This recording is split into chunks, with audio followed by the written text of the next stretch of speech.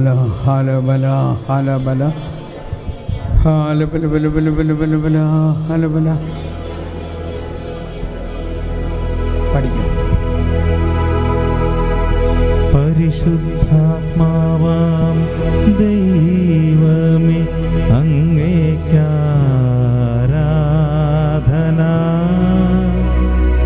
പിതാവിനും പുത്രനും സമനായ ദൈവമേ അങ്ങേക്കാരാധന. പരിശുദ്ധാത്മാവാം ദൈവമേ അങ്ങേക്കാരാധന.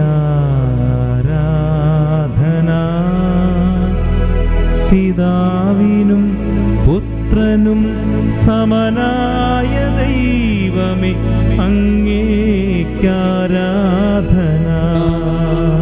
എല്ലാവരും പിതാവിൻ്റെയും പുത്രൻ്റെയും സ്നേഹമേ അങ്ങേക്കാരാധന.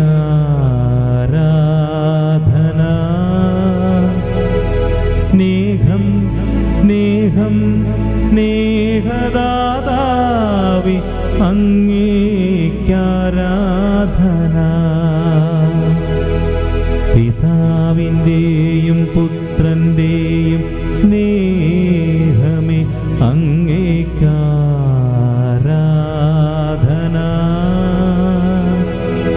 സ്നേഹം സ്നേഹം സ്നേഹദാതാവേ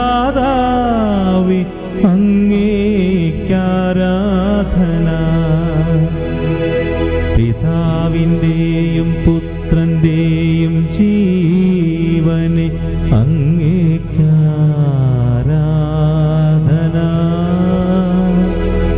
ജീവൻ ജീവൻ ജീവദാതാവേ അങ്ങേക്കാരാധന.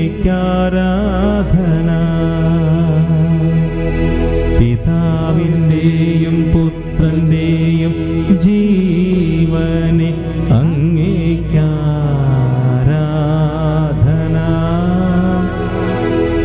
ജീവൻ ജീവൻ ജീവദാതാവേ അങ്ങേക്കാരാധന.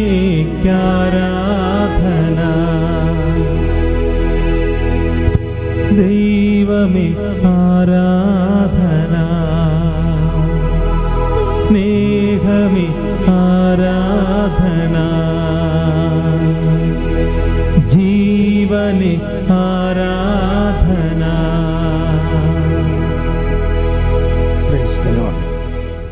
നമുക്കിരിക്കാം. ഇരിക്കാം. ആ ലൈറ്റ് നിന്നിട്ട് അവിടുത്തെ ലൈറ്റ് നിന്നിട്ടുള്ളൂ. ഓക്കെ, നമ്മളിപ്പോൾ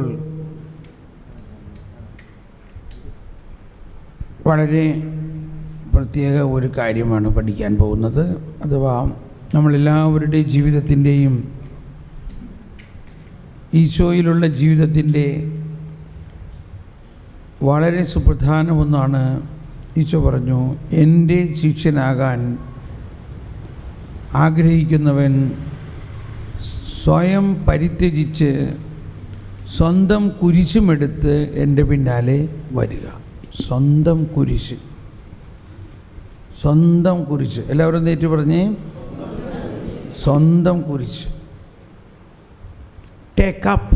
എല്ലാവരും എന്ന് പറഞ്ഞേ, take up. Take up your own cross and follow me. അപ്പോൾ ഇത് ഈശോയുടെ പരസ്യ പ്രഘോഷണത്തിൽ വളരെ വളരെ വളരെ വളരെ പ്രധാന ഒരു കാര്യമായിട്ട് ഈശോ പറയാണ്, എൻ്റെ ശിഷ്യനാകാൻ. ലൂക്ക 9:23 വായിക്കാം. അവൻ എല്ലാവരോടുമായി പറഞ്ഞു എന്നാണ് അവിടെ പറയണത്. ലൂക്ക 9:23. അവൻ എല്ലാവരോടുമായി പറഞ്ഞു, ആരെങ്കിലും എന്നെ അനുഗമിക്കുവാൻ ആഗ്രഹിക്കുന്നെങ്കിൽ അവൻ തന്നെ തന്നെ പരിത്യജിച്ച് അനുദിനം തൻ്റെ കുരിശുമെടുത്തുകൊണ്ട് എന്നെ അനുഗമിക്കട്ടെ. അതാണ് ഒന്ന്, എല്ലാവരോടുമായിട്ടാണ് പറഞ്ഞത്. പണ്ടൊക്കെ ഞാൻ വിചാരിച്ചിരുന്നു ഈ സഹനം ഇതൊക്കെ കൊവേന്തക്കാർക്ക് കൊള്ളാണ്, സന്യാസിമാരാച്ചോ. അപ്പോഴാണ് നോക്കുമ്പോൾ എന്താ വിചാരിക്കണേ, എല്ലാവരോടുമായിട്ടാണ് പറഞ്ഞു. എന്തു പറഞ്ഞു? ആരെങ്കിലും എന്നെ എന്നെ അനുഗമിക്കാൻ ആഗ്രഹിക്കുന്നുണ്ടെങ്കിൽ കേട്ടോ, ആഗ്രഹം, അനുഗമിച്ചിട്ടില്ല. നമ്മളും അതേ സമയത്ത് നമ്മൾ ക്രിസ്തു ശിഷ്യരാണ്. നമ്മൾ ഓൾറെഡി ഈശോയുടെ ശിഷ്യരാണ്. പക്ഷെ എന്തുകൊണ്ടാണ് നമ്മൾക്ക് ആ ശിഷ്യത്വത്തിൻ്റെ പൂർണ്ണ അനുഭവമില്ലാത്തത്? ഈ ഒരു പൊസിഷൻ നമ്മൾ മനസ്സിലാക്കണം. സ്വന്തം കുരിശുമെടുത്ത് എൻ്റെ പിന്നാലെ വരിക. അപ്പോൾ കുരിശുകളും കഷ്ടതകളും ബുദ്ധിമുട്ടുകളും ഒരു ശാപമോ അത് ഒഴിവാക്കേണ്ട ഒരു കാര്യമല്ല. അത് ദൈവം തരുന്ന ഒരു പ്രത്യേക ഈശോയുടെ സഹനത്തിൽ നമ്മുടെ പങ്കാളിത്തമാണ്.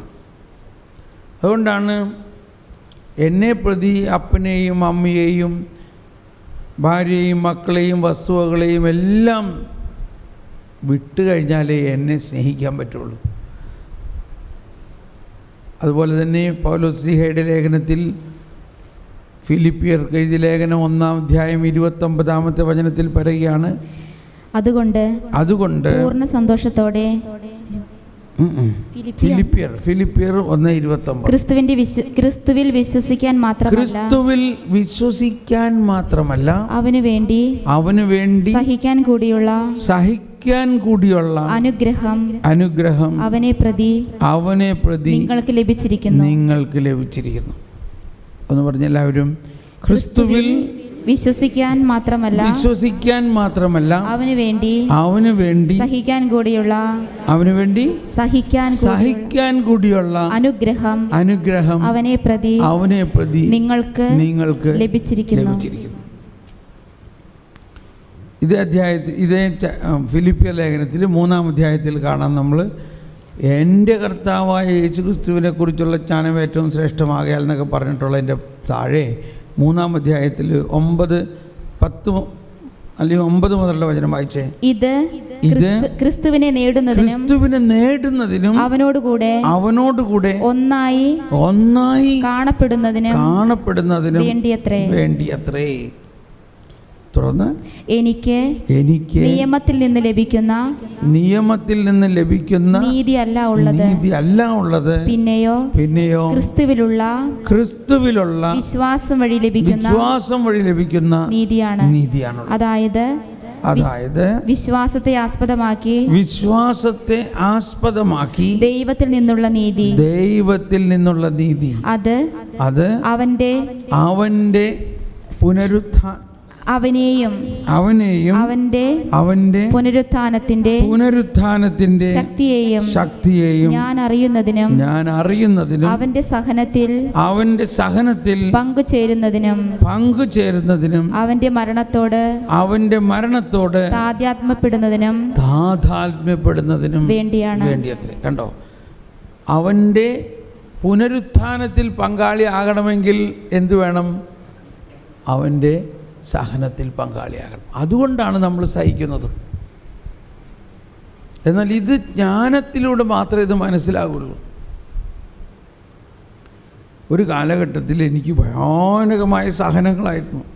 ഞാൻ അവിടെ ഇവിടെയും വിളിച്ചെല്ലാം ഫോൺ ചെയ്ത് കൂവി കാറി എല്ലാം. അപ്പോൾ ചിലവർ പറയും, ബ്രദർ ഇങ്ങനെ കിടന്ന് കരയാണെങ്കിൽ ഞങ്ങളുടെ അവസ്ഥ എന്താണ്? ജ്ഞാനത്തിന് വേണ്ടി കുറേ പ്രാർത്ഥിച്ച് കഴിഞ്ഞപ്പോൾ ഒരു ദിവസം ഏശയ്യാ 53 എന്നെ ഒരു വചനം ഇങ്ങനെ തുറിച്ചു നോക്കുകയാണ്. അവൻ വേദനിക്കണം എന്നത് അവിടത്തെ ഹിതമായിരുന്നു. ഇത് എന്നോട് പറയണമാതിരി എനിക്ക് തോന്നണത്, എന്നോട് പറയണമാതിരി നീ വേദനിക്കണം. എനിക്ക് ഭയങ്കര ഒരു ഉൾക്കാഴ്ച അതിനകത്ത് കിട്ടിയത്. അപ്പോഴാണ് ഒരുപാട് കാര്യങ്ങൾ മനസ്സിലാകാൻ തുടങ്ങിയത്. ഇവിടെയാണ് ദൈവനീതിയും ദൈവരാജ്യത്തെക്കുറിച്ച് മനസ്സിലാകേണ്ടതിൻ്റെ മറ്റൊരു വശമാണിത്. അങ്ങനെ ഇരിക്കുമ്പോൾ ഞാൻ റോമിൽ കാറ്റാക്കോമ്പ് ഇതൊക്കെ എപ്പോഴും, അപ്പോൾ അവിടെയെല്ലാം പ്രധാന ഒരു കാര്യം ഈശോയോടൊപ്പം സഹിച്ച ആളുകളാണ് ഈ മാർട്ടിയേഴ്സ്. അവർ അപ്പോൾ ഇപ്പോൾ ഈ ഇടയ്ക്ക് അല്ലെങ്കിൽ അടുത്ത കാലഘട്ടങ്ങളിൽ ചിലവർ പുണ്യവതി ആയിട്ടില്ല. ലൂയിസ പെക്കുറേത്ത എന്ന് പറഞ്ഞിട്ട് ഒരു പുണ്യവതി ആകാൻ പോകുന്നവർ, അവർ ഈശോയുടെ പീഠാനുഭവം ഇങ്ങനെ കണ്ടിട്ട് ദർശനത്തിൽ കണ്ടു എന്ന് പറഞ്ഞത്. പക്ഷേ ശരിക്കും മുമ്പിൽ നടക്കണമാതിരി കണ്ടിട്ട് ബോധം കെട്ട് വീണു. ആ വീഴ്ചയിൽ അവർ തളർന്നു. ആ തളർച്ച 60 വർഷം അങ്ങനെ തന്നെ തളർന്നു കിടന്നു. അതോടൊപ്പം പഞ്ചക്ഷതങ്ങളും, ആ പഞ്ചക്ഷതം കിട്ടിക്കൊണ്ടിരിക്കുമ്പോൾ അവർക്ക് കർത്താവ് കാര്യങ്ങളിങ്ങനെ പറയാൻ തുടങ്ങി. അതെല്ലാം എഴുതിയ 10,000-ൽ പരം പേജുകൾ എഴുതിയിട്ടുള്ള ഒരു ഡയറി, അതിപ്പോൾ വരാൻ പോണുള്ളൂ. ക്രിസ്റ്റീനയുടെ ഡയറി മാതിരി ഈ ഡയറി വരും അധികം താമസിയാതെന്ന് പറഞ്ഞാൽ വർഷങ്ങളെടുക്കും. അത് വത്തിക്കാൻ സ്ക്രൂട്ടനൈസ് എല്ലാം കഴിഞ്ഞ് ഒരു സ്പെല്ലിംഗ് മിസ്റ്റേക്ക് പോലും, ഒരു റീറൈറ്റിംഗ് ഇല്ല എന്നാണ് പറയണത്. അതിനകത്ത് കംപ്ലീറ്റ് കർത്താവ് തന്നെ കൈ പിടിച്ച് എഴുതിയേക്കണത്. അപ്പോൾ അതിൽ നിന്നും കിട്ടിയ, അപ്പോൾ ഞാൻ ആ സ്ഥലത്ത് പോയി. എന്നെ ആകസ്മികമായിട്ട് അവിടെ കൊണ്ടുപോകാനിടയായി. കൊറാറ്റ എന്ന് പറഞ്ഞൊരു സ്ഥലമാണ്. അവിടെ അവർ ജീവിച്ച ഒരു ചെറിയ മുറി, അവിടെ തന്നെ അച്ഛൻ വന്ന് കുർബാന ചെല്ലുമായിരുന്നു. അവർക്ക് കർത്താവ് കൊടുത്ത അനുഭവങ്ങൾ, ഈ പൗലോസ്ലിയുടെ അനുഭവങ്ങളും പത്രോസ്ലിയുടെ അനുഭവങ്ങളും സങ്കീർത്തനത്തിൽ പറഞ്ഞിരിക്കുന്നതൊക്കെയാണ്. അപ്പോൾ സങ്കീർത്തനം 69, 20, 21 പറയുന്നത്, എന്നോടുകൂടെ സഹതപിക്കാൻ ആരെങ്കിലും ഉണ്ടോ എന്ന് ഞാൻ നോക്കി, ആരെയും കണ്ടില്ല. 69, 20, 21. ഭക്ഷണമായി അവർ 20, നിന്ദനം എൻ്റെ ഹൃദയത്തെ തകർത്തു. നിന്ദനം എൻ്റെ ഹൃദയത്തെ തകർത്തു. ഞാൻ നൈരാശ്യത്തിൽ ആണ്ടുപോയി. സഹതപിക്കുന്നവരുണ്ടോ എന്ന് ഞാൻ അന്വേഷിച്ചു. ആരെയും കണ്ടില്ല. ആശ്വസിപ്പിക്കുന്നവരുണ്ടോ എന്ന് ഞാൻ നോക്കി. ആരും ഉണ്ടായില്ല. ലൂയിസ പിക്കോറേറ്റയ്ക്ക് കൊടുത്തിരിക്കുന്ന വലിയ ഒരു വെളിപാട്, ഈശോ ഭയാനകമായ വേദനയിലാണ് ഇപ്പോഴും എന്ന് പറഞ്ഞാൽ അതിനെ മനസ്സിലാക്കേണ്ടത് ഇങ്ങനെ. ഇപ്പോൾ ഈശോ കുരിശിൽ ബലിയർപ്പിച്ചു. ബലി കഴിഞ്ഞോ ഇല്ലയോ? ബലി കഴിഞ്ഞോ? അപ്പോൾ അതാണ് മനസ്സിലാക്കേണ്ടത്. ഈശോയുടെ ജീവിതത്തിൽ നടന്ന സംഭവങ്ങളെല്ലാം CCC ഒന്ന് എടുക്കാമോ? 1085 CCC 1085 അതിൻ്റെ ഒരു വലിയൊരു പാരഗ്രാഫാണ്. അതിൻ്റെ അവസാന ഭാഗത്ത്, ഒരു പകുതിക്ക് ശേഷമുള്ളൊരു ഭാഗത്ത് പറയുന്നുണ്ട്, യേശുവിന് സംഭവിച്ചതെല്ലാം ഒരിക്കൽ സംഭവിച്ചത് എന്നേക്കുമായിട്ട് കടന്നു പോയിരിക്കുന്നു. കിട്ടിയോ? സഭയുടെ ആരാധനക്രമത്തിൽ ക്രിസ്തു സൂചിപ്പിക്കുകയും സന്നിഹിതമാക്കുകയും ചെയ്യുന്നതും പ്രധാനമായും തൻ്റെ തന്നെ പെസഹ രഹസ്യമാണ്. യേശു തൻ്റെ ഭൗമിക ജീവിതത്തിൽ തൻ്റെ പെസഹ രഹസ്യം തൻ്റെ പ്രബോധനം വഴി അറിയിക്കുകയും തൻ്റെ പ്രവർത്തികൾ വഴി മുൻകൂട്ടി അനുഷ്ഠിക്കുകയും ചെയ്തു. അവിടുത്തെ മണിക്കൂർ വന്നപ്പോൾ ഒരിക്കലും കടന്നുപോകാത്ത അനന്യമായ ചരിത്ര സംഭവം, ഒരിക്കലും കടന്നുപോകാത്ത അനന്യമായ ചരിത്ര സംഭവം അവിടുന്ന് ജീവിക്കുന്നു. അവിടുന്ന് ജീവിക്കുന്നു. യേശു മരിക്കുന്നു, അടക്കപ്പെടുന്നു, മൃതരിൽ നിന്ന് ഉയർക്കുന്നു, പിതാവിന്റെ വലതുഭാഗത്ത് എന്നേക്കുമായി ഉപവിഷ്ടനായിരിക്കുന്നു. അവിടുത്തെ പെസഹ രഹസ്യം നമ്മുടെ ചരിത്രത്തിൽ നടന്ന ഒരു യഥാർത്ഥ സംഭവമാണ്. കണ്ടിന്യൂ. എന്നാൽ അത് അനന്യമാണ്. മറ്റെല്ലാ ചരിത്ര സംഭവങ്ങളും ഒരിക്കൽ നടക്കുന്നു. എന്നിട്ട് അവ ഭൂതകാലത്തിൽ അലിഞ്ഞ് കടന്നുപോകുന്നു. നേരെ മറിച്ച് ക്രിസ്തുവിന്റെ പെസഹ രഹസ്യം ഭൂതകാലത്തിൽ മാത്രം നിലനിൽക്കാൻ സാധ്യമല്ല. എന്തെന്നാൽ തന്റെ മരണം വഴി അവിടുന്ന് മരണത്തെ നശിപ്പിച്ചു. ക്രിസ്തു ക്രിസ്തു ആയിരിക്കുന്നതെല്ലാം എല്ലാ മനുഷ്യർക്കും വേണ്ടി അവിടുന്ന് ചെയ്തതും സഹിച്ചതുമായ സകലതും ദൈവികമായ നിത്യതയിലേക്ക് പങ്കുപറ്റുന്നു. അതൊന്നുകൂടി വായിച്ച സെന്റൻസ്. ക്രിസ്തു, എല്ലാവരും നേറ്റു പറഞ്ഞുകൊണ്ട്, ക്രിസ്തു ആയിരിക്കുന്നതും എല്ലാ മനുഷ്യർക്കും വേണ്ടി അവിടുന്ന് ചെയ്തതും സഹിച്ചതുമായ സകലതും ദൈവികമായ നിത്യതയിലേക്ക് പങ്കുപറ്റുന്നു. അതായത് 2000 വർഷങ്ങൾക്ക് മുമ്പ് യേശു പീഡ സഹിച്ചു മരിച്ചു. ഈ സംഭവം നടക്കുമ്പോൾ തന്നെ അത് എന്നേക്കുമായി കടന്നുപോയിരിക്കുന്നു. ആ എന്നേക്കുമായി കടന്നുപോയ ആ സംഭവത്തിൽ പ്രവർത്തിച്ച പരിശുദ്ധാത്മാവ് സഭയിൽ പ്രവർത്തിക്കുന്നു, കൂദാശകളിൽ പ്രവർത്തിക്കുന്നു, നമ്മളിൽ പ്രവർത്തിക്കുന്നു. ഇന്ന് ആ സംഭവമായിട്ട് നമ്മളെ ഐക്യപ്പെടുത്തുന്നു. അങ്ങനെയാണ് ക്രിസ്തു സംഭവം എല്ലാ തലമുറകളിലും ഉള്ള ആളുകൾക്ക് അനുഭവമാവുന്നത്. ഒന്നുകൂടി പറയാം, ഒരിക്കൽ സംഭവിച്ചത് എന്നേക്കുമായി ആണ് സംഭവിച്ചത്. കാരണം ക്രിസ്തു മരിച്ചത് അന്ന് ജീവിക്കുന്ന ആളുകൾക്ക് വേണ്ടി മാത്രമല്ല, എന്നും ജീവിക്കുന്ന ആളുകൾക്ക്. അപ്പോൾ എന്നത്തേക്കുമായിട്ട് നടന്ന ആ സംഭവം. അപ്പോൾ ഓരോ സംഭവം, യേശുവിൻ്റെ വചനം നിത്യതയാണ്, നിത്യപുരോഹിതനാണ്. യേശു നിത്യനാണ്, വചനം നിത്യമാണ്.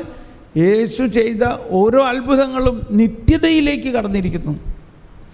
യേശുവിൻ്റെ പീഠാനുഭവം നിത്യതയിലേക്ക് കടന്നിരിക്കുന്നു. ആ പീഠാനുഭവം നമ്മളിൽ ഇന്ന് അനുഭവപൂർണമാകാം.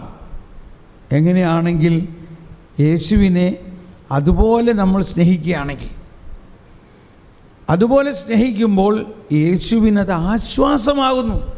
ലൂയിസ പിക്കൊറേറ്റയ്ക്കുണ്ടായ വലിയൊരു അനുഭവം, ഈ വേദനകളിൽ ലൂയിസ അനുഭവിക്കുമ്പോൾ ആ വേദന ഈശോയിൻ്റെ വേദനയിൽ നിന്ന് കൊടുക്കുമ്പോൾ ഈശോയ്ക്ക് ആശ്വാസമുണ്ടാവും. ഇതിന് ഞാൻ പറയാറുള്ള വേറൊരു ഉദാഹരണം ഇതാണ്. ഒരു സഹോദരി ഒരിക്കൽ എനിക്ക് ഫോൺ വിളിച്ച് പറഞ്ഞു, അവളെ ഭർത്താവ് കഠിനമായി പീഡിപ്പിക്കുന്നു. അയാൾ മദ്യപിച്ച് വന്ന് ഇയാളെ അടിക്കുന്നു, ഇടിക്കുന്നു, ഇവളെ മുഖത്ത് കാർപ്പിച്ച് തുപ്പുന്നു. ഭയങ്കര പീഡനം. ഇവളൊരുപാട് കൗൺസിലേഴ്സ്, അച്ഛന്മാർ പലരോടും പറഞ്ഞു. അവർ അവസാനം പറഞ്ഞു, നീ അങ്ങനെയാണെങ്കിൽ കുറച്ച് നാൾ മാറി നിൽക്ക്. ഇതാണ്. പക്ഷെ അത് അവൾക്ക് പറ്റണില്ല. കാരണം അവളുടെ ഭർത്താവാണ്, 2 കുട്ടികളുണ്ട്. 2 കുട്ടികളെയും വിട്ട് അവൾക്ക് മാറാൻ പറ്റില്ല. മാത്രമല്ല, ഇയാൾ രാത്രി കള്ള് കുടിച്ച് കഴിയുമ്പോഴേ ഈ പ്രശ്നമുള്ളൂ. രാവിലെ ഇയാളൊരു പുണ്യവാളനാണ്. ഇവൾക്ക് കൂട്ടാനെല്ലാം ഉണ്ടാക്കി വെച്ച് കൊടുക്കും, കറിക്ക് അരിഞ്ഞു കൊടുക്കും, സകലത് അടുക്കള ക്ലീൻ ചെയ്യും, വീട് ക്ലീൻ ചെയ്യും. Best person. എന്ത് ചെയ്യും? അങ്ങനെ ഇരിക്കെ എവിടെന്നോ എൻ്റെ ഒരു നമ്പർ കിട്ടിയിട്ട് എന്നെ വിളിച്ച്, ഇങ്ങനെ എല്ലാവരെയും വിളിച്ച്. അപ്പോൾ ഞാൻ പറഞ്ഞു, ഇത് ഒരിക്കലും നീ മാറരുത് ഇയാളുടെ വിട്ട്. അപ്പോൾ അവളാകെ ഇപ്പോൾ കുറേയും കൂടി എന്താണ് ഈ പറയണേ, എന്നെ അങ്ങനെ ചെയ്തു, എന്നെ പുറത്തടിച്ച്, എന്നെ ഇങ്ങനെ ചെയ്ത് അങ്ങനെ. അപ്പോൾ ഞാൻ പറഞ്ഞു, നിൻ്റെ അടുത്ത് ബൈബിൾ ഇരിപ്പുണ്ട് അവിടെ? ആ ഉണ്ട്. അതിനകത്ത് ഈ ഭാഗം ഒന്നെടുത്ത് വായിക്ക്. ഏശയ്യ 50:6 ഒന്നെടുത്ത് വായിച്ചേ. അടിച്ചവർക്ക് പുറവും. എന്താണത്? അടിച്ചവർക്ക് പുറവും താടിമീശ പറിച്ചവർക്ക് കവിളുകളും ഞാൻ കാണിച്ചു കൊടുത്തു. നിന്ദനത്തിൽ നിന്നും തുപ്പലിൽ നിന്നും ഞാൻ മുഖം മറച്ചില്ല. ഞാൻ എൻ്റെ മുഖം ശിലാതുല്യമാക്കി. ദൈവമായ കർത്താവ് എന്നെ സഹായിക്കുന്നതിനാൽ ഞാൻ പതറുകയില്ല. ഞാൻ എൻ്റെ മുഖം ശിലാതുല്യമാക്കി. ഇത് വായിച്ചപ്പോൾ പെട്ടെന്ന്, അയ്യോ, ഇത് എന്നെ കുറ്റാണല്ലോ പറഞ്ഞേക്കണേ. ഇതുപോലെ തന്നെ എൻ്റെ പുറത്തടിക്കും, മുഖത്ത് കാർപ്പിച്ച് തുപ്പും, ചെകിടത്തടിക്കും. താടിമീശ ഇല്ലാത്തത് കൊണ്ട് അള്ളി പറിക്കണത്രേ ഉള്ളൂ. അടിച്ചവർക്ക് പുറവും താടിമീശ പറിച്ചവർക്ക് കവിളുകളും ഞാൻ കാണിച്ചു കൊടുത്തു. നിന്ദനത്തിൽ നിന്നും തുപ്പലിൽ നിന്നും ഞാൻ മുഖം തിരിച്ചില്ല. അവൾ പറയാണ്, ദൈവമേ, ഇത് തന്നെയാണ് എൻ്റെ അനുഭവം. അപ്പോൾ നിനക്കറിയോ, ഇത് നിന്നെക്കുറിച്ച് തന്നെ എഴുതിയേക്കണത് എന്ന് പറഞ്ഞാൽ, ഇത് യേശു 700 വർഷത്തിന് മുമ്പ് യെശയ്യാ പ്രവാചകൻ യേശു അനുഭവിക്കാൻ പോകുന്ന സഹനത്തെക്കുറിച്ച് എഴുതിയിരിക്കുന്നതാണ്. അത് യേശു അനുഭവിച്ചപ്പോൾ ആ അനുഭവിച്ച യേശുവിൻ്റെ വേദന എന്നത്തേക്കുമായിട്ട് യേശു അനുഭവിച്ചുകൊണ്ടിരിക്കുകയാണത്. ഇത് ശരിക്കും മനസ്സിലാവണമെന്നുണ്ടെങ്കിൽ 2 അടി കിട്ടിയാലേ മനസ്സിലാവുള്ളൂ. ഉള്ള കാര്യം പറഞ്ഞേക്കാം. അതുകൊണ്ട് ചേട്ടന്മാർക്ക് ഒന്നും ചിലപ്പോൾ മനസ്സിലായിരുന്നവരുമില്ല, ചേട്ടത്തിമാർക്ക് ചിലവർക്കൊക്കെ മനസ്സിലാവുമായിരിക്കും. ഇല്ലെങ്കിൽ ഇന്ന് വീട്ടിൽ ചെന്നിട്ട് പറയും 2 അടി. എന്തിനു പറയണു? ഇതെന്തീ പറയണു ബ്രദർ? അത് കഴിഞ്ഞ കാര്യമല്ലേ? അതാണ് നിൻ്റെ വിശ്വാസത്തിലുണ്ടാകേണ്ട ഒരു കാര്യം. അത് കഴിഞ്ഞിട്ടില്ല, അത് അനന്തതയിലേക്ക് പ്രവേശിച്ചു. ആ യേശു ഇന്നും വേദനിക്കുന്നു, ആ യേശു ഇന്നും വാവിട്ട് കരയുന്നു, ആ യേശു ഇന്നും ചങ്ക് പൊട്ടി കരയുന്നു. ആ യേശു പറയുകയാണ്, ആരെങ്കിലും എന്നെ ഒന്ന് ആശ്വസിപ്പിക്കാനുണ്ടെങ്കിൽ നിനക്കൊന്ന് ആശ്വസിപ്പിക്കാമോ? എന്തി പറയണം, ഞാൻ യേശുവിനെ ആശ്വസിപ്പിക്കണോ? നമ്മൾ യേശു നിങ്ങളുടെ ആശ്വാസം ആഗ്രഹിക്കുകയല്ലേ ചെയ്യണത്. അവിടെയാണ് ഇന്നുള്ള വലിയ കണ്ടുപിടുത്തം. യേശുവിൻ്റെ സഹനത്തിൽ പങ്കാളിയാകുമ്പോൾ യേശുവിന് ആശ്വാസം. അപ്പം ഞാൻ മനസ്സിലായില്ല. ഞാനപ്പോൾ വേറെ ഒന്ന് പറഞ്ഞു, നീ ഇപ്പം നാട്ടിൽ പോവുകയാണ്, നിൻ്റെ അച്ഛൻ ആശുപത്രി കിടക്കാണ്. അപ്പോൾ ആങ്ങളമാരൊക്കെ പറയും, അതിപ്പോൾ പെങ്ങൾ ഇത്രയും യാത്രയൊക്കെ കഴിച്ച് വന്നുകൊണ്ട് പെങ്ങൾ റെസ്റ്റ് എടുത്തോ, ഞങ്ങളൊക്കെ ആശുപത്രിയിലുണ്ടല്ലോ.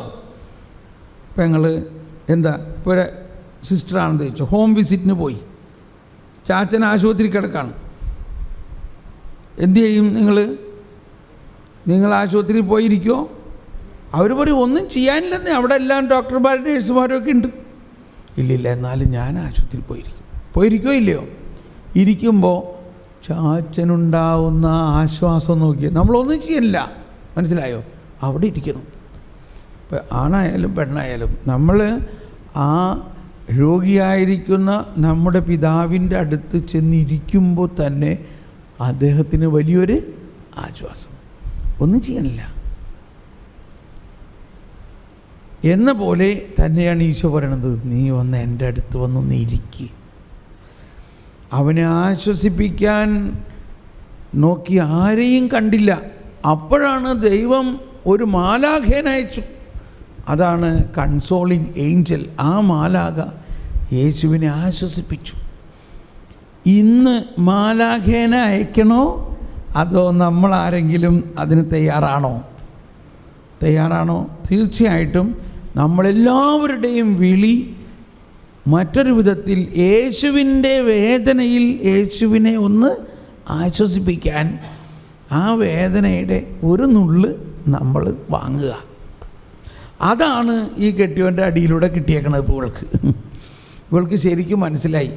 ഞാൻ പറഞ്ഞു, അപ്പോൾ അവൾ പറയണു, ഞാൻ യേശുവിനെ ആശ്വസിപ്പിക്കാൻ പറ്റുമെങ്കിൽ ഞാനിത് യേശുവിനെ ആശ്വസിപ്പിക്കാൻ ഉപയോഗിക്കാം. അങ്ങനെ നീ ഇപ്പോഴേ അങ്ങ് പ്രാർത്ഥിക്കും. ഇതുവരെ സംഭവിച്ചതെല്ലാം യേശുവിനെ ആശ്വസിപ്പിക്കാൻ വേണ്ടി ഉപയോഗിക്കും. നാളെ എന്നോടൊന്ന് പറയും എന്താ സംഭവിക്കണം ഇന്ന് രാത്രി. പിറ്റേ ദിവസം അവൾ വിളിച്ചിട്ട് പറയാണ്, എൻ്റെ ബ്രദറേ, അത് കഴിഞ്ഞിട്ട് ഞാൻ പകൽ മുഴുവൻ ഈശോയെ ഇന്ന് അനുഭവിക്കാൻ പോണതിനെ ഞാൻ മുൻകൂട്ടി അങ്ങേക്ക് അനുഭവിക്കുന്നു. അടിച്ചവർക്ക് പുറവും താടിമീശ പറിച്ചവർക്ക് കവിളുകളും കാണിച്ചു കൊടുത്ത അങ്ങ്, അതിനോടൊപ്പം ഇന്ന് കിട്ടാൻ പോണതിനെ ഞാൻ കൊടുക്കണം. എന്നിട്ട് പറയണം, എനിക്കതങ്ങ് കിട്ടാൻ ഭയങ്കര ആഗ്രഹമായിരുന്നു.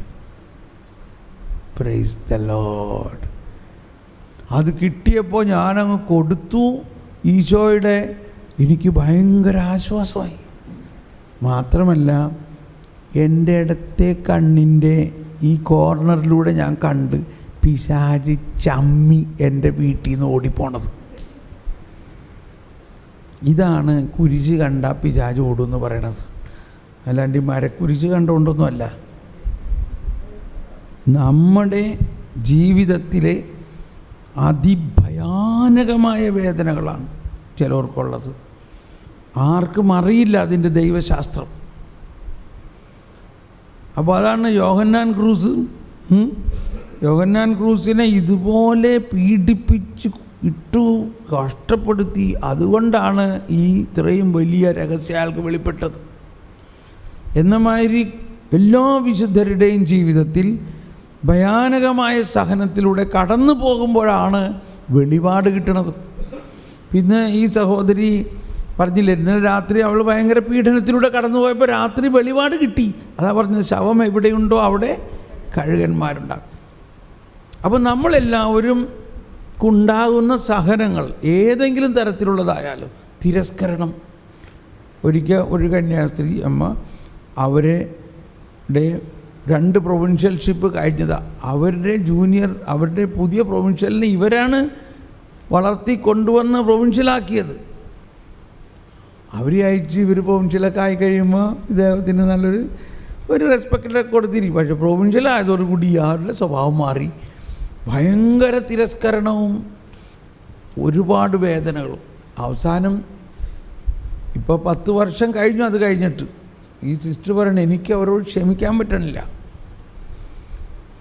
ഞാൻ പറഞ്ഞു, ഇത് സങ്കീർത്തനം 55 13 12 13 പറഞ്ഞിരിക്കുന്നതാണ്. എന്താണ് അതിൽ പറയുന്നത്? ശത്രുവല്ല എന്നെ നിന്ദിക്കുന്നത് ആയിരുന്നെങ്കിൽ ഞാൻ സഹിക്കുമായിരുന്നു. എതിരാളിയല്ല എന്നോട് ഞാൻ പാടിയപ്പോൾ ധിക്കാരപൂർവം പെരുമാറുന്നത് ആയിരുന്നെങ്കിൽ ഞാൻ അവനിൽ നിന്ന് മറഞ്ഞിരിക്കുമായിരുന്നു. എന്നാൽ എൻ്റെ സഹചരനും ചെങ്ങാതിയും ഉറ്റ സ്നേഹിതനുമായിരുന്ന നീ തന്നെയാണിതു ചെയ്തത്. നമ്മളുള്ളു തുറന്ന് സംസാരിക്കുമായിരുന്നു.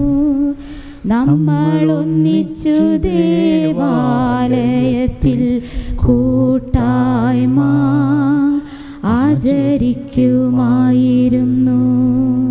ഇത് യേശു അപ്പസ്തോലരിലൂടെ സഹിക്കാനിരിക്കുന്ന കാര്യമാണ് പറയുന്നത്. ശത്രുവല്ല എന്നെ ധിക്കാരപൂർവ്വം പെരുമാറി. ആയിരുന്നെങ്കിൽ എനിക്ക് അകന്നിരിക്കാമായിരുന്നു.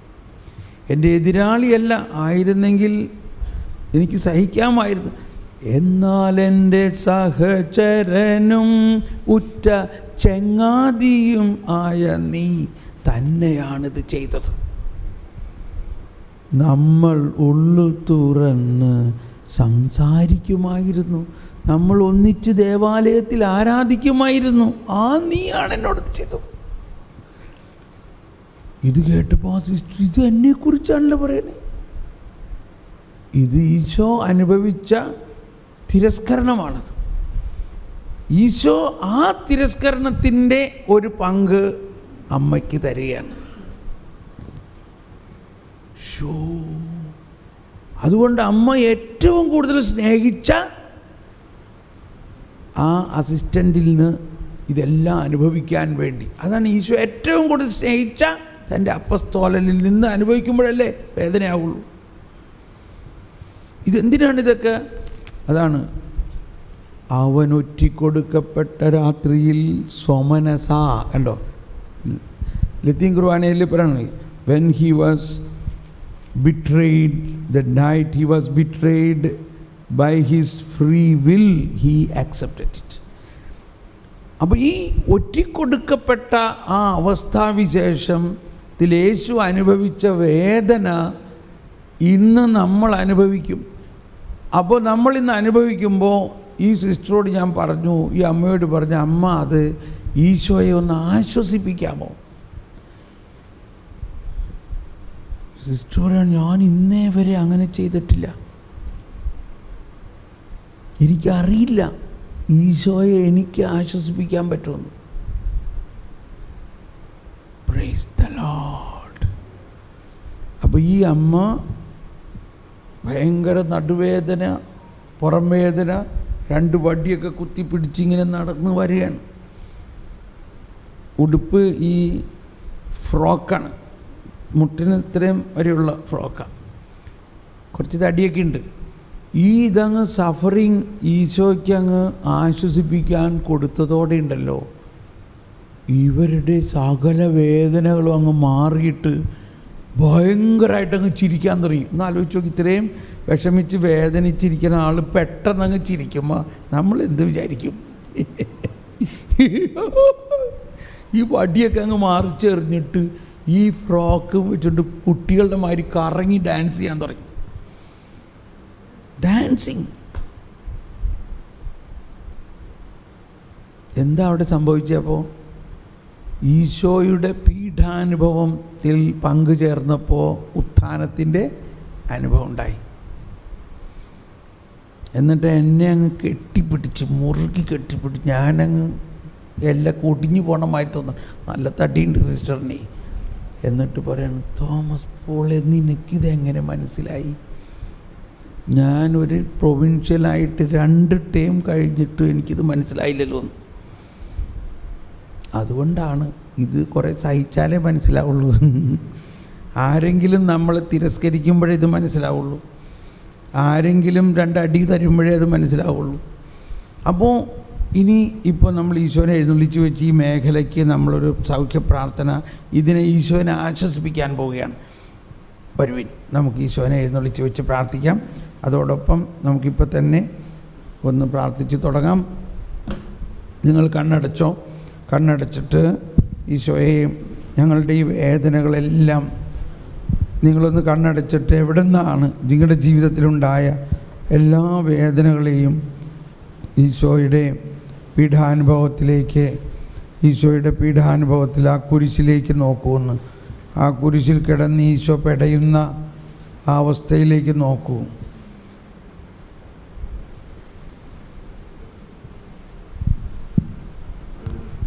നമ്മുടെ ജീവിതത്തിൽ ഒന്ന് കണ്ണടച്ച്, നമ്മുടെ ജീവിതത്തിൽ നമുക്കുണ്ടായ ഏറ്റവും ഭയാനകമായ വേദന, ഏറ്റവും ഭയാനകമായ വേദന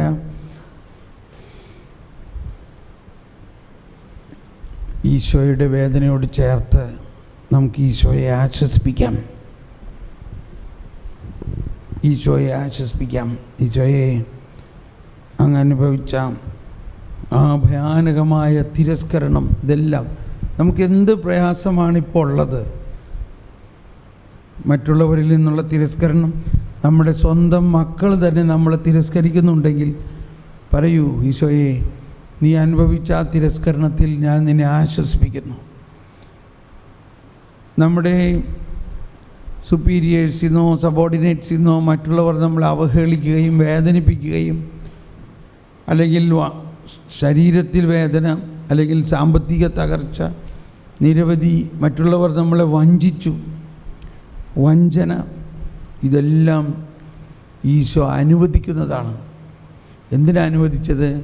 അവൻ വേദനിക്കണം എന്നത് ദൈവത്തിൻ്റെ ഹിതമായിരുന്നു. അവൻ്റെ വേദനകളാണ് നമുക്ക് രക്ഷ നൽകിയത്. അവൻ്റെ മുറിവുകളാൽ നാം സൗഖ്യമാക്കപ്പെട്ടു. ആ മുറിവേറ്റ യേശുവിൻ്റെ ശരീരത്തിൻ്റെ അവയവങ്ങളാണ് നമ്മളെങ്കിലും നമ്മളിലും പലതരത്തിലുള്ള മുറിവുകളും വേദനകളും ഉണ്ടാകും. അതിനെ കളയാതെ ഇരിക്കുകയാണ് നല്ലത്. മറിച്ച് അത് ഈശോയുടെ കരങ്ങളിൽ നിന്ന് സ്വീകരിച്ചുകൊണ്ട്, ഈശോയെ, ഞാൻ നിന്നെ ആശ്വസിപ്പിക്കുന്നു, ആശ്വസിപ്പിക്കാൻ വേണ്ടി നമുക്ക് ഈശോയ്ക്ക് കൊടുക്കാം. നമുക്ക് മുട്ടുകുത്തി ഈശോയെ നമ്മുടെ മധ്യത്തിലേക്ക് സ്വീകരിക്കാം. മുട്ടുകുത്തി ഇതാ ഈശോ നമ്മുടെ മധ്യത്തിലേക്ക് വരുന്നു. ഈശോയെ ഒന്ന് കരങ്ങൾ ഉയർത്തി സ്തുതിക്കാം. യേശുവേ സ്തോത്രം, യേശുവേ നന്ദി. Hallelujah, hallelujah, hallelujah, hallelujah. യേശുവേ സ്തോത്രം, യേശുവേ നന്ദി, യേശുവേ.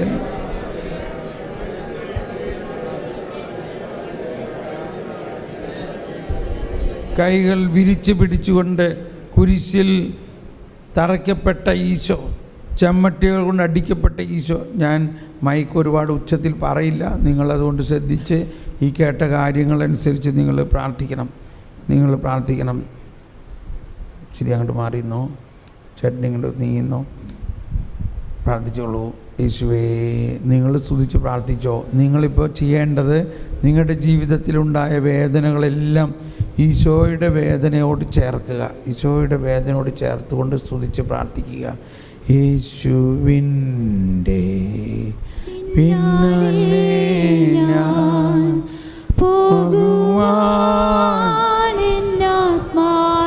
വഞ്ചനാത്മകമായ മേഖലകൾ, നമ്മുടെ മക്കൾ, മരുമക്കൾ എല്ലാം നമ്മളെ അനുഭവിപ്പിച്ചിട്ടുള്ള കാര്യങ്ങളെല്ലാം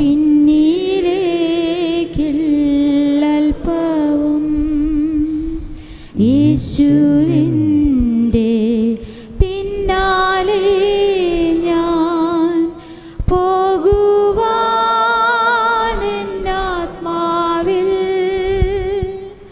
തീരുമാനം ചെയ്തു മേലിൽ പിന്നിലേക്കില്ലൽപ്പവും.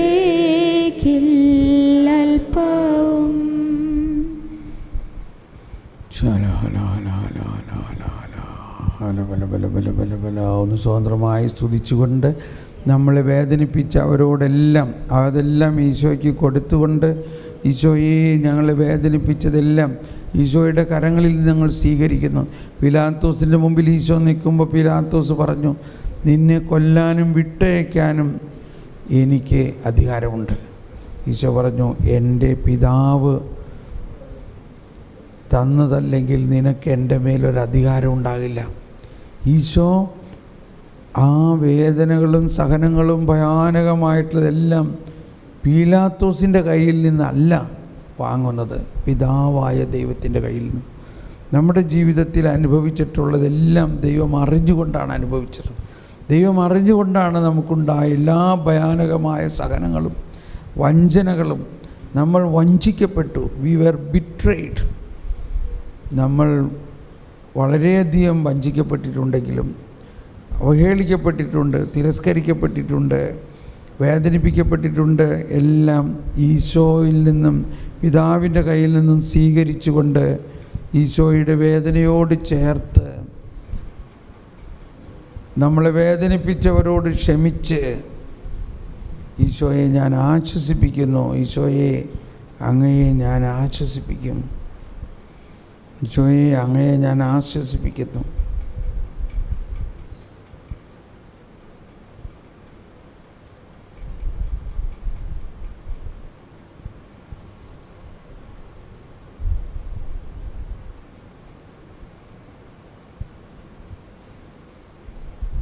നമുക്ക് ആന്തരികമായിട്ടുള്ള വേദനകൾ, പല പല രോഗങ്ങൾ മൂലമുള്ള പ്രയാസങ്ങൾ, കുടുംബ തകർച്ചകൾ, ഇതെല്ലാം ഈശോയ്ക്ക് അറിയാം. ഈശോ അറിഞ്ഞുകൊണ്ടാണ് എല്ലാം സംഭവിക്കുന്നത്.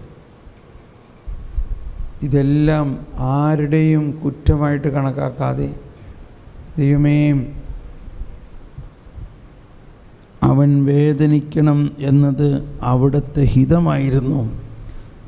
അവൻ്റെ വേദനകളാണ് നമുക്ക് രക്ഷ നൽകിയത്. ആ വേദനിക്കുന്ന യേശുവിൻ്റെ ശരീരത്തിൻ്റെ ഭാഗങ്ങളാണ് നമ്മൾ. ആ വേദനിക്കുന്ന യേശുവിനെ ആശ്വസിപ്പിക്കേണ്ടവരാണ് നമ്മൾ.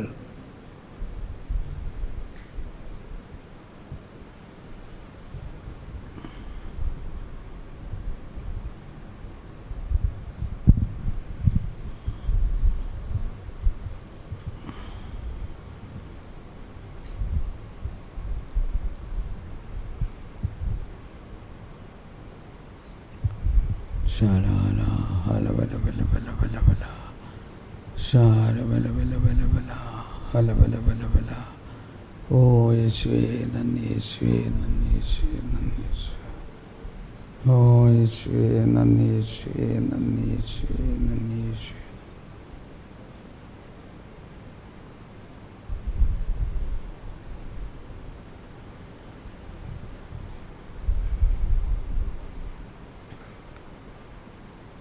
ചെറുപ്പകാലം മുതലേ നമുക്ക് സഹനങ്ങളുണ്ടായിരിക്കാം. നമ്മൾ വിചാരിക്കും എൻ്റെ ജീവിതത്തിൽ സഹനം മാത്രമേ ഉള്ളൂ, അതും ശരിയായിരിക്കാം. എന്നാൽ അതെല്ലാം ഉയർപ്പാക്കി മാറ്റാൻ ദൈവത്തിന് കഴിയും. ദുഃഖവെള്ളിയാഴ്ച ഇല്ലാതെ ഉയർപ്പില്ല. അങ്ങനെ ചിലപ്പോൾ ഓരോ ആഴ്ചയിലും ഈ സഹനം ഉണ്ടാവും, ഉയർപ്പുണ്ടാവും. അത് കഴിയുമ്പോൾ വേറൊന്ന് വന്നുകൊണ്ടിരിക്കും. നമ്മുടെ വിശുദ്ധീകരണം, നമ്മുടെ ശക്തീകരണം, നമ്മുടെ നീതീകരണം, നമ്മുടെ മഹത്വീകരണം, ഇതെല്ലാം നടക്കുന്നത് ഈശോയുടെ പീഡാനുഭവത്തിലൂടെയാണ്. ഈശോയിൽ വിശ്വസിക്കുന്നവരായ നമുക്ക് ഈശോയുടെ പീഡാനുഭവത്തിൻ്റെ ആ വേദനകൾ നമ്മുടെ ശരീരത്തിൽ അനുഭവിച്ച് നമുക്ക് ഈശോയെ ആശ്വസിപ്പിക്കാൻ പറ്റും.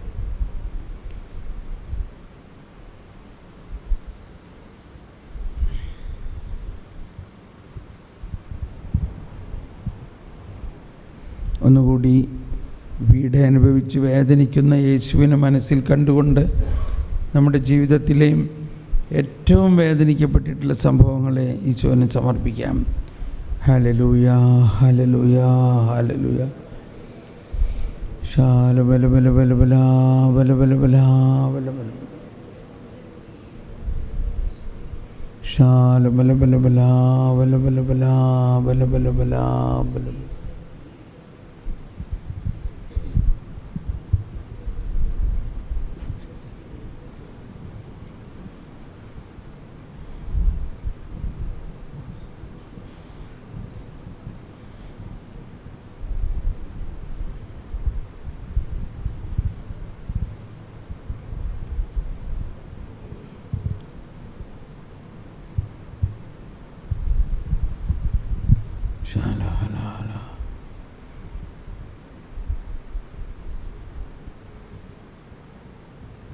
ഭർത്താവിൽ നിന്ന് അനുഭവിച്ചിട്ടുള്ള വേദനകൾ, ഭർത്താവിൻ്റെ വീട്ടുകാരിൽ നിന്ന്, അമ്മായിയമ്മയിൽ നിന്ന്, അമ്മായിയപ്പനിൽ നിന്ന്, മറ്റുള്ളവർ നമ്മളെ പീഡിപ്പിച്ചിട്ടുള്ളത്, അനർഹമായി നമ്മളെ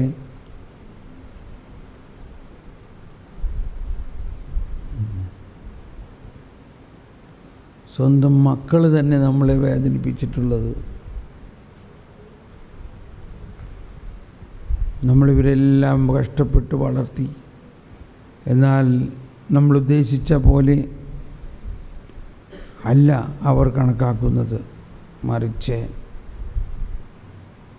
നമ്മളെ ബഹുമാനിക്കാതെയും ആദരിക്കാതെയും നമ്മളെ പുച്ഛിക്കുകയും നമുക്കെതിരെ നീങ്ങുകയും എല്ലാം ചെയ്യുന്ന അവസ്ഥയുണ്ടാകാം.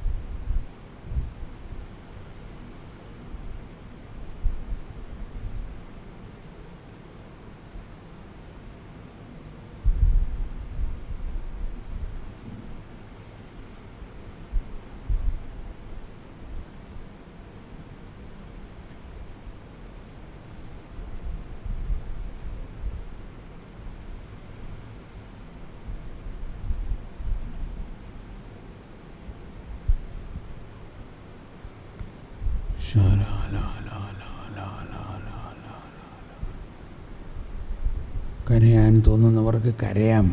ഒന്നുകൊണ്ട് വിഷമിക്കേണ്ട, കരഞ്ഞ് പ്രാർത്ഥിച്ചോ. ഈശോയെ ആശ്വസിപ്പിക്കുകയാണ്.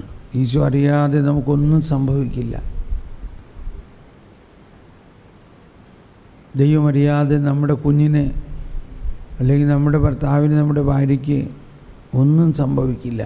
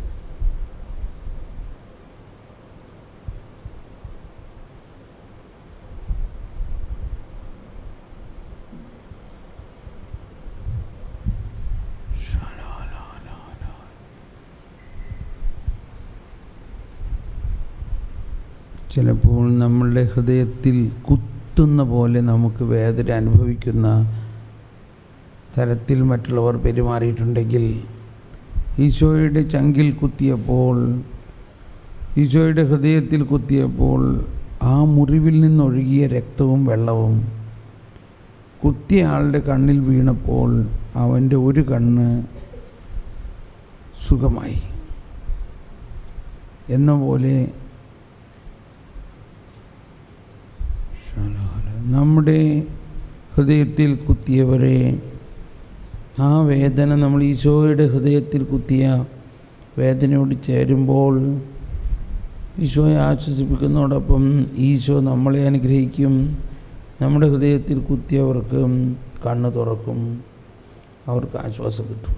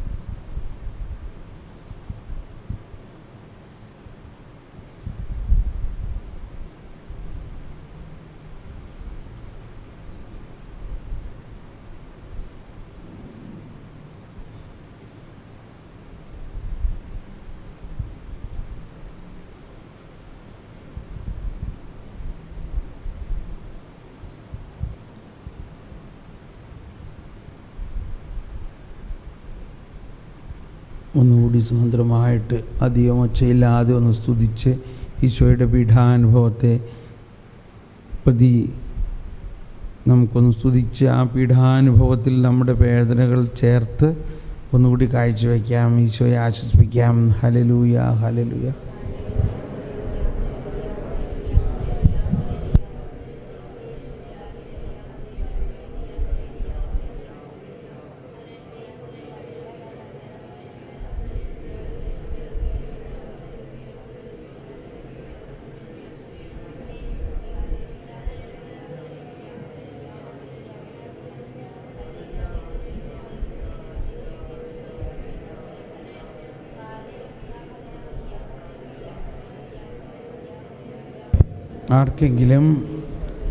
ആർക്കെങ്കിലും മുന്നോട്ട് വന്ന് നിങ്ങളുടെ ഈശോയുടെ ഈ ആൾത്താരയ്ക്ക് അടുത്ത് വന്ന്, ഈശോയുടെ തൊട്ടടുത്ത് വന്ന് അവിടെ സമർപ്പിക്കണമെന്നുണ്ടെങ്കിൽ നിങ്ങൾക്ക് കടന്നു വരാം. അന്ന് വേദിയിലേക്ക് കയറി ആദ്യം ആ ആൾത്താരയുടെ അപ്പുറത്ത് പോയി സാഷ്ടാംഗം വീണോ കുമ്പിട്ട് നിങ്ങളെ തന്നെ സമർപ്പിക്കുക. നിങ്ങളുടെ വേദനകളും കഷ്ടതകളും എല്ലാം സമർപ്പിക്കാം.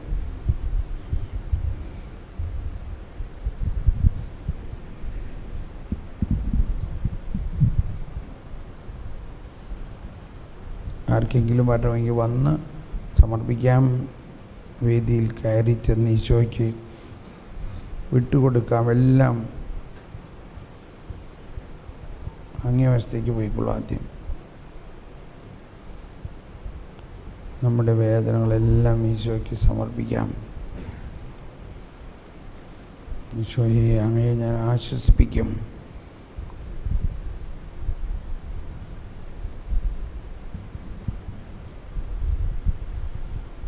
ആർക്കെങ്കിലും വരണമെങ്കിൽ വരാം.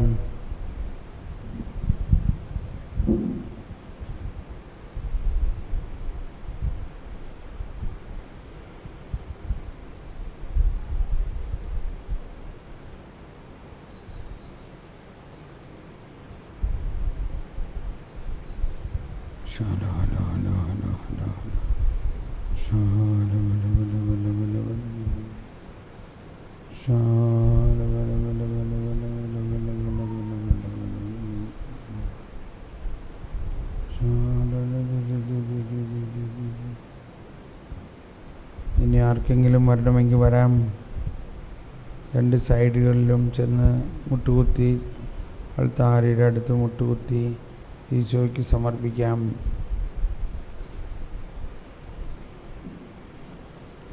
ഈശോയെ ആശ്വസിപ്പിക്കാം.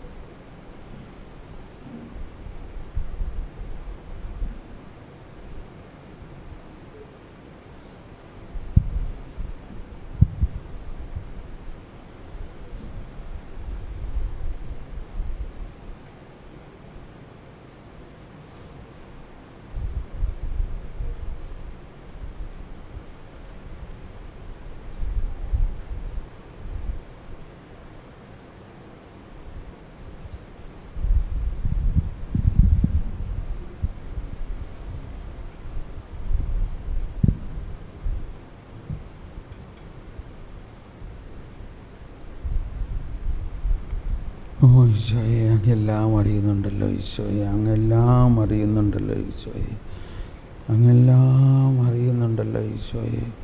അങ്ങറിയാതെ ഒന്നും സംഭവിക്കില്ല. എൻ്റെ ജീവിതകാലത്ത് ഉണ്ടായതെല്ലാം അങ്ങ് അറിഞ്ഞുകൊണ്ടാണ്. അങ്ങയുടെ വേദനകളോട് ഞാനതെല്ലാം ചേർക്കുന്നു ഈശോ, ചേർക്കുന്നു.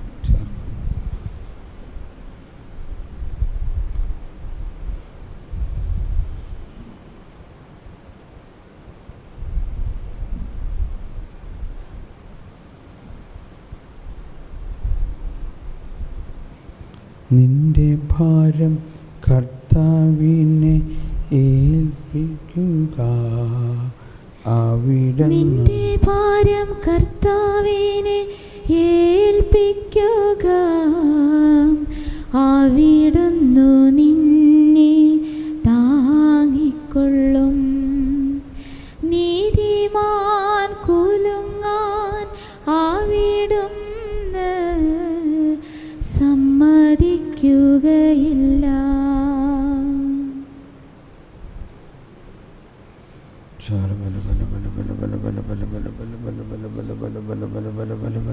കർത്താവേ, ഞങ്ങളുടെ ജീവിതത്തിലുണ്ടായ എല്ലാ സഹനങ്ങളും കരയാൻ തോന്നുന്നവർ കരയുക, ഒന്നുകൊണ്ടും വിഷമിക്കണ്ട. ഈശോയ്ക്ക് ആ കരച്ചിൽ കൊടുത്ത് ഈശോ തന്നെ വാവിട്ട് കരഞ്ഞു എന്നാണ് പറയണത്. അവൻ വാവിട്ട് കരഞ്ഞു. കർത്താവേ, അങ്ങയുടെ ആ കരച്ചിലിനോടൊപ്പം സബക്താനി, എൻ്റെ ദൈവമേ, എൻ്റെ ദൈവമേ, എന്തുകൊണ്ട് നീ എന്നെ കൈവിടും? സബക്താനി ശലബല ബല ബല ബല ബല ബല ബല ബല ബല ബല ബല ബല ബല ബല ബല ബല.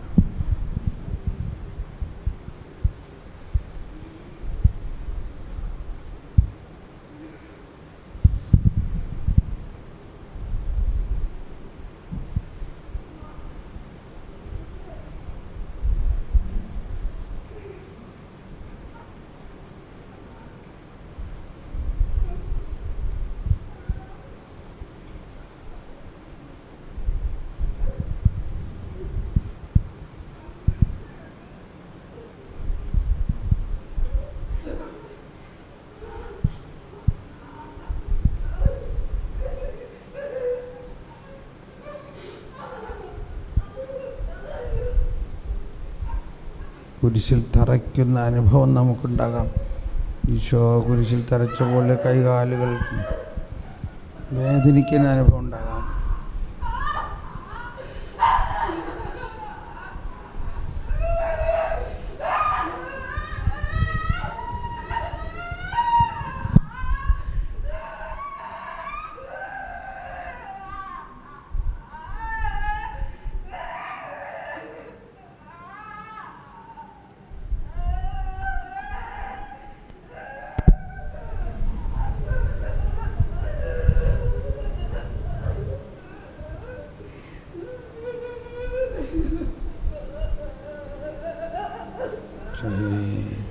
ഈശോയ്ക്ക് കൊടുത്തോ. ഈശോയെ അങ്ങയുടെ വേദനയോട് ചേർക്കുന്നു, അങ്ങയുടെ വേദനയോട് ചേർക്കുന്നു, അങ്ങയുടെ വേദനയോട് ചേർക്കുന്നു. ഈശോയെ അങ്ങയുടെ വേദനയോട് ചേർക്കണം.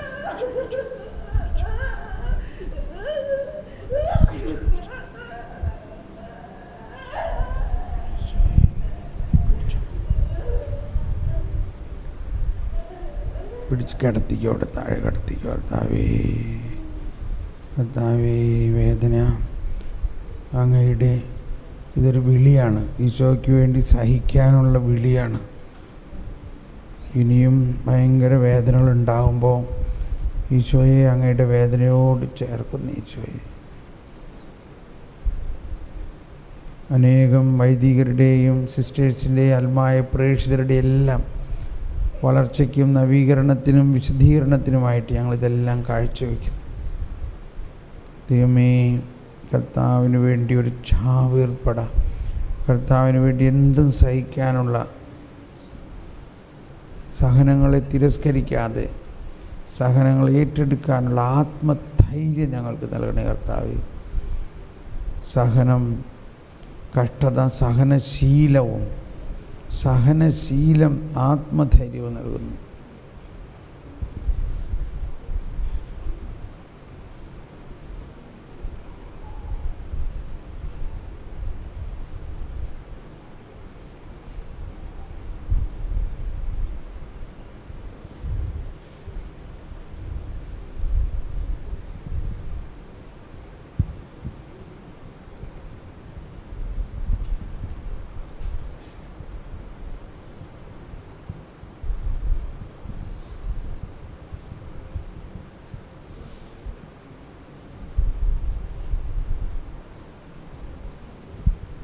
ആർക്കെങ്കിലും ഈശോയുടെ അടുക്കൽ വന്ന് സാഷ്ടാംഗം വീണ് സമർപ്പിക്കണമെങ്കിൽ വരാവുന്നതാണ്.